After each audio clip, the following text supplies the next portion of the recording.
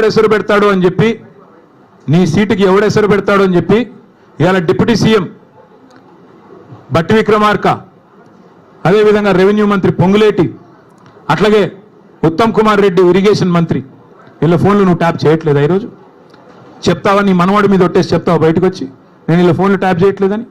రాష్ట్రంలో వేలాది ఫోన్లు ట్యాప్ చేస్తున్నమాట వాస్తవం కాదా?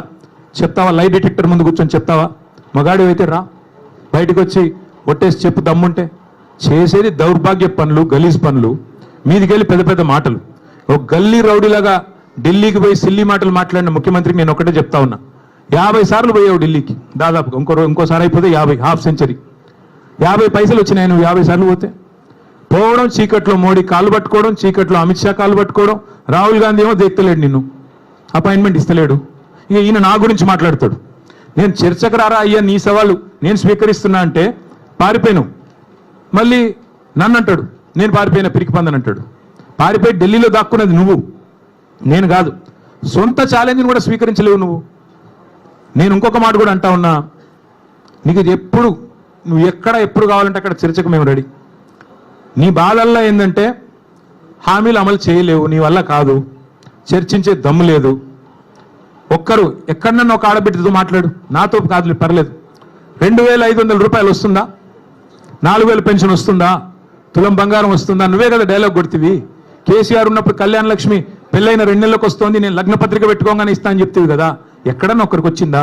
అందుకే ప్రజలకు కూడా నేను విజ్ఞప్తి చేస్తా ఉన్నా, ఈ పనికి మాలిన వితండవాదాలు పట్టించుకోబాకండి.